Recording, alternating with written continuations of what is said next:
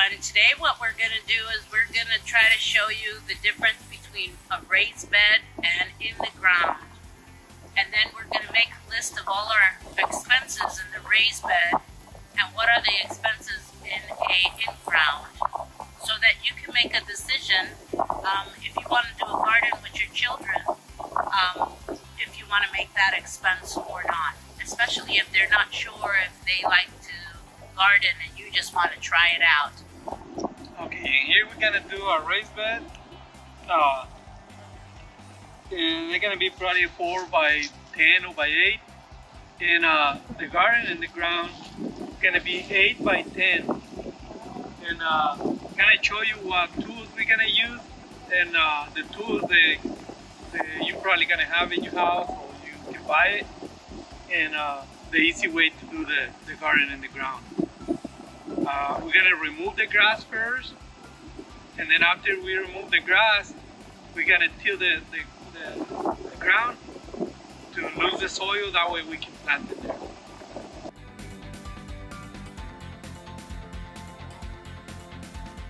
This is the first day, and as you see, there's a lot of grass here. It's something that you would see in your house, and we have just selected this area because it is blocked from the north and kind of somehow blocked from the south, so that you won't have so much wind in your garden.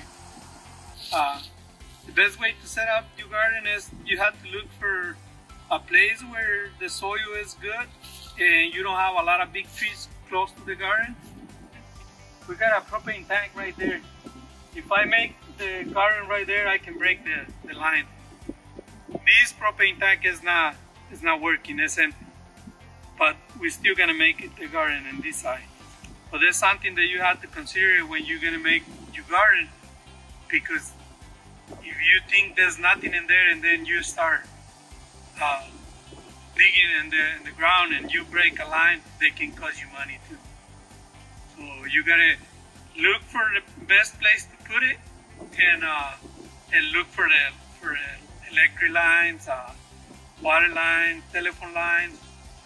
And another thing that you gotta consider when you make your garden is you gotta set up your garden close to the water spigot. In this case, we have one over there, and we have one over there. We got the pump here to put pressure. So when we make the garden, we can put water from the pump, straight from the pump or from the spigots, and we have irrigation.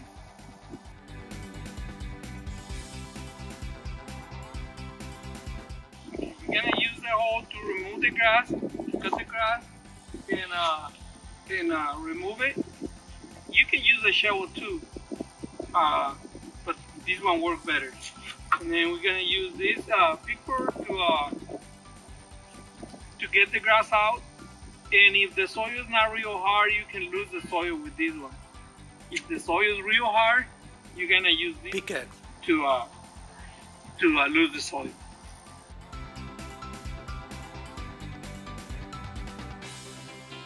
Right now we're measuring to do the garden, because what we want to do is we want to do this the same size of the raised bed. So we measure it and then we clean it. We take out all the grass and then to do the garden. The raised bed is 4 by 10 and the garden is the same. The only difference in the garden is in the garden we make a little walkway in the middle. So there's 2 feet in one side and 2 feet in the other side.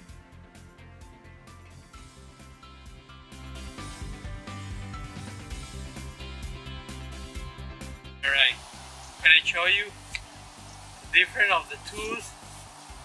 This is the bought in the store. This I make.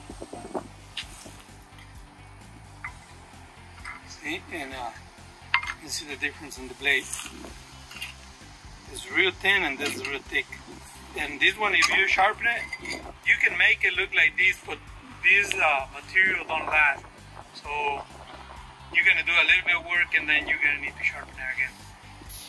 When you work with a hole like this, that they're not that good, you have to put a lot force to make it cut.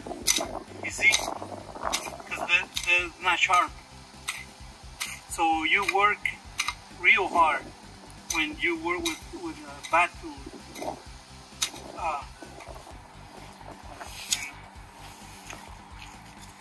This one cut real nice. See? Like a sweeping motion, right? Yeah, and you don't have to put a lot of force. You just swing the blade like that, and they're gonna cut. When you have to put a lot of force like that, you get tired real easy.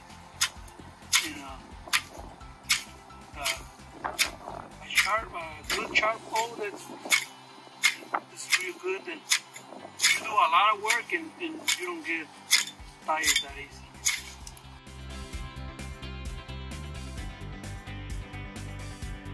No, Tio, it's a garden that you're not gonna disturb the soil. You're not gonna do all these every time you're gonna plant something. Most of the time, you have to till it the first time because you want to set up your garden, your rows or your beds, whatever way you're gonna plant. And then after that, you don't till it no more. You just keep adding stuff.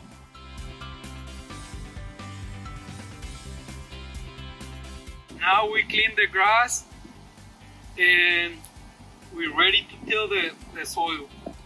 So if you don't have a tiller, one of those things, they make everything real easy. You can till your garden in like 20 minutes.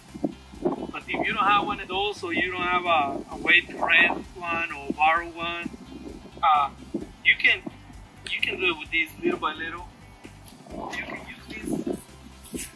I think these ones, they cost like $25. And what you can do is you can do these. Here it's kind of wet. We have a rain all day. But that's how you do it, little by little.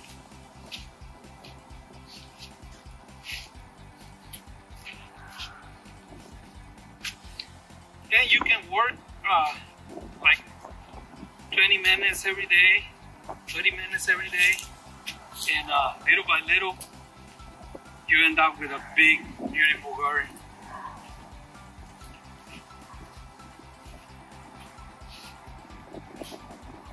Now, if the soil is real hard, before you till it, you clean it like that, and before you till it, you put water in there and let it get wet, and then you wait a few days until they dry, and then you can do this. Because right there is real nice, but if I try to do that here, still soft, but there's way more hard here.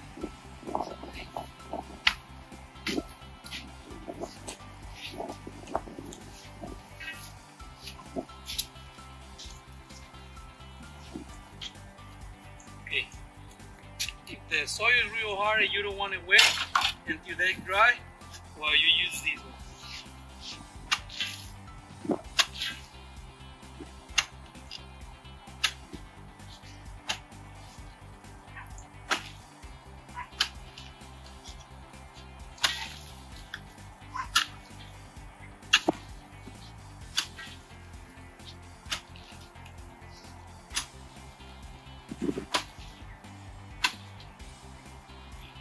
To make a garden, you need to lose the soil at least 6 inches.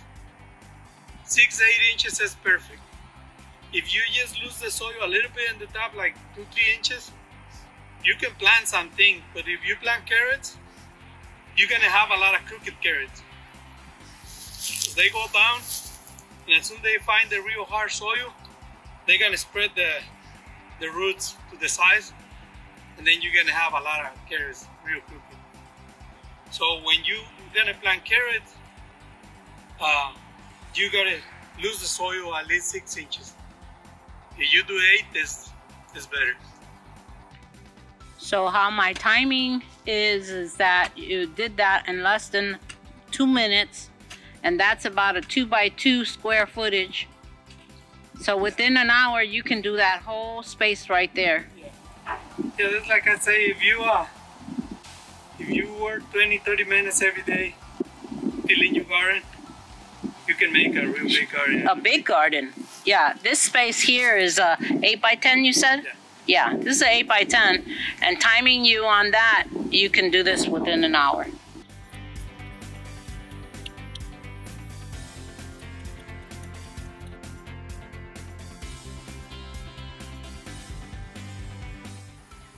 Okay, in this garden, what we're gonna do is we're gonna measure this 8 feet.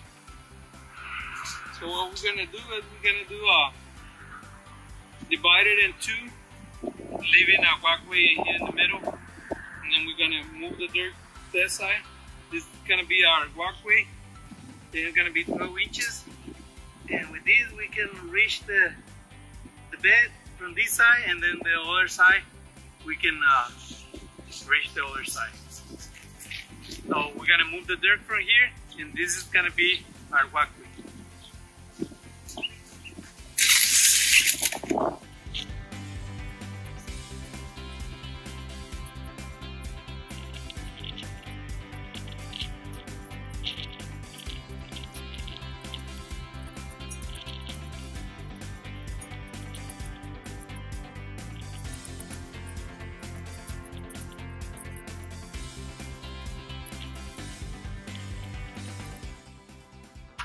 Right now I formed the bed.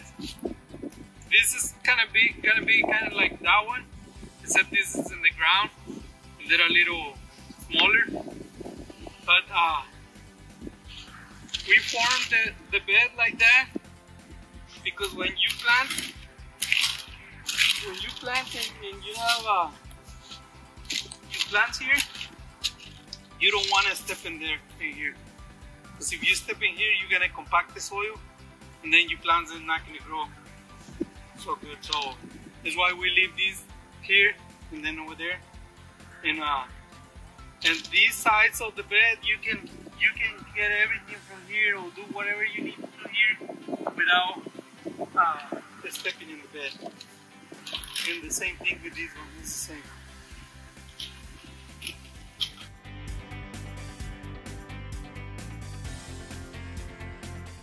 Well, here in this walkway and the one around, it's a real good thing to put mulch. Or even if you don't have mulch and you can collect your grass clipping when you cut the grass, you can put it here. This type of grass is real good because they don't have seeds. So when you cut it, you put the bag in your lawnmower and you collect it, and then you put it here. And every time you come here, you're gonna walk in the mulch, and you're not gonna compact the soil. If you notice here, I just walk a few times here, and you can see already getting compacted. And especially when there's wet or they have good moisture, you walk in here and you compact it real good. So you don't want that, especially in your bed. If you just leave this to walk, you're not gonna compact the bed. Even when you're harvesting or planting, you don't want to put your hand like that, like pushing it, because the area where you press it, you're compacting it, and the plants are gonna have a little more trouble to spread the roots because the soil is hard. So if you keep it soft, and then another good thing is when you keep it soft, the earthworms, they come here and they live here because they want to move around, and there's the ones they move all the nutrients and all the good vitamins for the plants. And you keep your soil area because they leave the little tunnels in the ground, and the air go in there, so they keep it real nice and soft. So earthworms, they're real good for your garden. If you see it, try to don't kill it. If you see a lot, that's a good garden. you're doing something good, that they like it and they're living in there and they're working for you. So if the best way to keep it alive is keep it moist. If you see that they start getting kind of dry, put some water. And don't put a lot of water, because if you flood, they don't like a lot of water either. They like moist, not real wet, not real dry, and they stay in there. And I don't know where, but they come here. Even if you don't see it when you make your garden, once you start doing all the good stuff, that you put the compost, or if you just put mulch and put water, they start coming to the garden and working for you.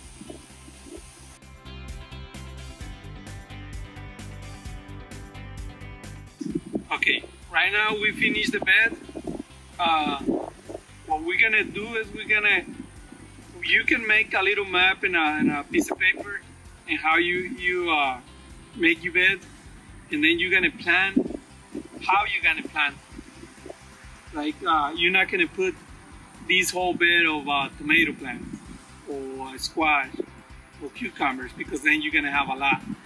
So what you're gonna do is you're gonna plant like a few plants of squash here, and then tomatoes and then peppers.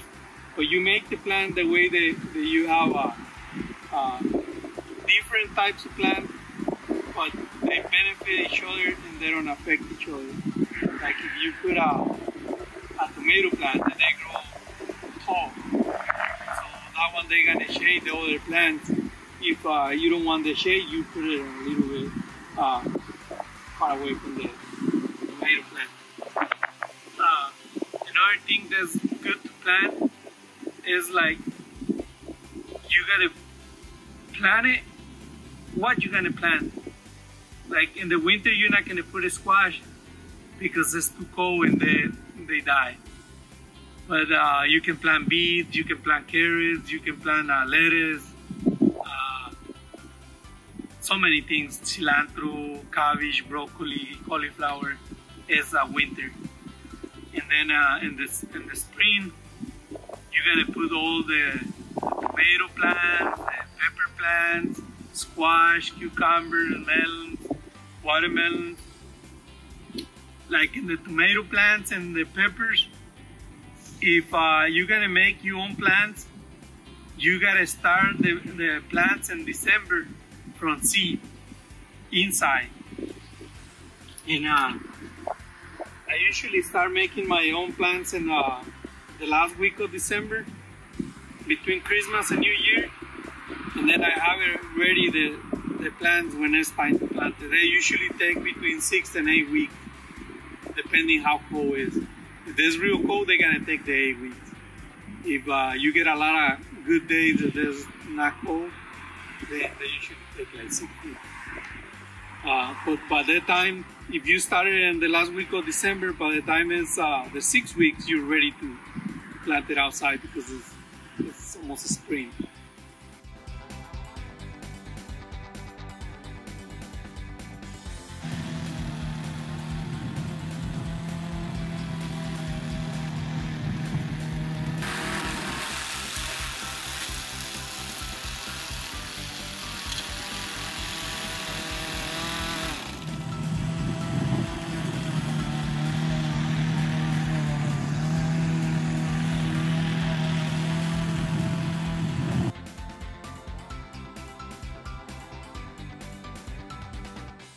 For this raised bed, we bought two 2x6 by 8, and then we cut it in half. And this is to do the 4 feet size. For the 10, we bought the 10 feet, and we buy 4 2x6s by 10. And then we bought some 2x4s is to support it in the side. That way they don't move.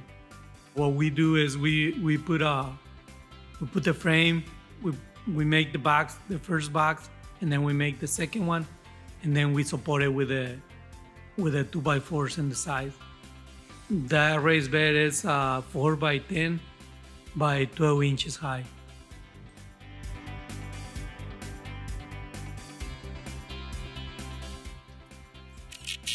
Okay, and the corners we use the 3-inch screws, and then we put 3 in each corner to support the wood, the corners. If you want to know if your corners are square, okay, you measure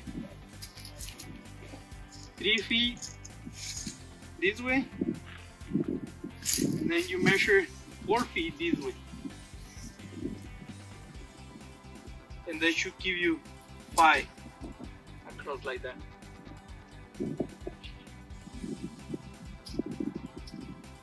That's 5. And you can do the same thing in each corner, but if one is straight, the other one that is straight.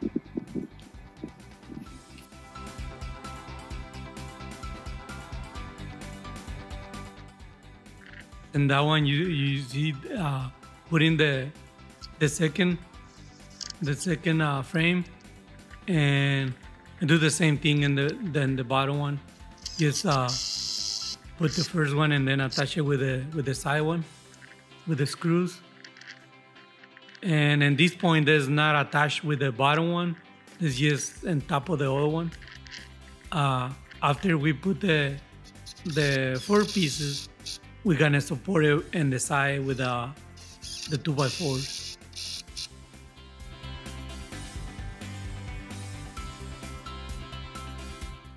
Okay, before we put the 2x4s in the corner, we put some bracing, and we buy one that's they come straight.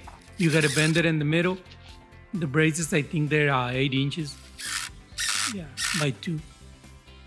We attach it with the screws, and the screws that we use to do this one is 1 inch 5/8, because we don't want the screws to go through the wood.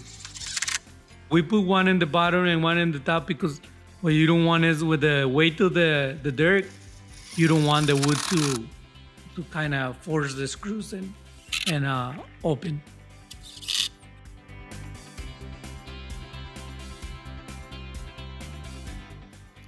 Yes, what I did with that one is the 2x4.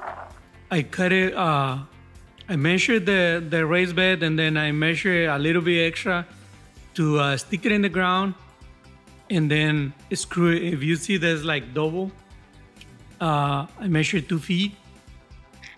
Yeah, they go in the ground. That way, they support the raised bed, and they're not gonna move the wood. They go in the corners and the middle. Yeah, the corners, they help the wood to don't open with the braces and the wood. I'm just attaching it to the raised bed. I put like 3 or 4 screws in each one. Those, I think there's a 3 inches. Yeah, because you want the screw to hold in both pieces of wood real good. I put it in the middle because in the middle they're gonna help the wood to don't expand with the weight of the dirt.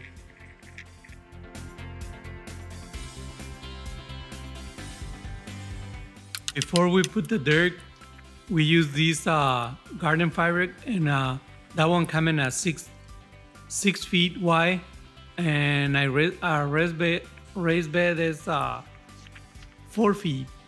So that's why I put a little bit extra in the sides. Yes, I'm using a staple just to hold it. Once we put the dirt can hold it. And this one prevent the grass from growing in the dirt that we're gonna put in the raised bed. So that kind of block whatever grass is in the ground. And when we put the dirt, you're not gonna get that grass in the dirt. It's better to have it like real nice and flush with the wood, because they prevent it from the dirt going in underneath the wood and the fabric. If you notice, I going back and putting more staples because you don't want that thing to be open, and then when you put the dirt gonna go between the wood and the fabric. So we put a staple, a lot of staples.